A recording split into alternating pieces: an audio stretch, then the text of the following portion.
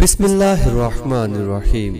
صحیح بخاری حدیث نمبر 176۔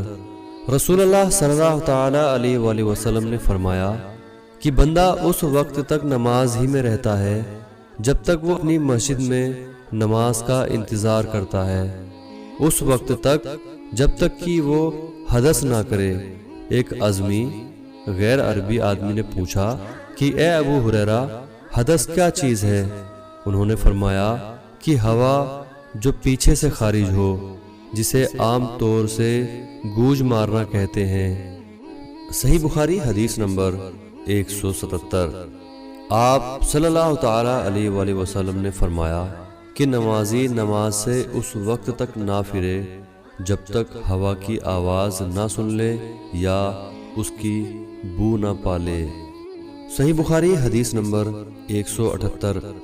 حضرت علی رضی اللہ تعالی عنہ نے فرمایا کہ میں ایک ایسا آدمی تھا جس کو سیلان مزی کی شکایت تھی، مگر رسول اللہ صلی اللہ تعالی علیہ وآلہ وسلم سے دریافت کرتے ہوئے مجھے شرم آئی تو میں نے ابن اسود کو حکم دیا۔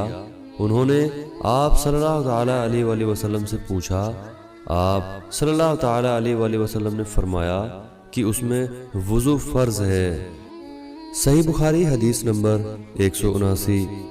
زید بن خالد نے حضرت عثمان بن عفان رضی اللہ تعالی عنہ سے پوچھا کہ اگر کوئی شخص صحبت کرے اور منی نہ نکلے، فرمایا کہ وضو کرے جس طرح نماز کے لیے وضو کرتا ہے اور اپنے انگ کو دھو لے۔ عثمان رضی اللہ تعالی عنہ کہتے ہیں کہ یہ میں نے رسول اللہ صلی اللہ تعالی علیہ وآلہ وسلم سے سنا ہے۔ زید بن خالد کہتے ہیں کہ پھر میں نے اس کے بارے میں علی، زبیر، طلحہ اور ابی بن کعب رضی اللہ تعالی عنہ سے دریافت کیا، سب نے اس شخص کے بارے میں یہی حکم دیا۔ صحیح بخاری حدیث نمبر 180۔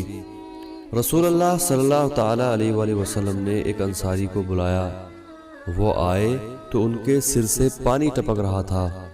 رسول اللہ صلی اللہ تعالی علیہ وآلہ وسلم نے فرمایا شاید ہم نے تمہیں جلدی میں ڈال دیا۔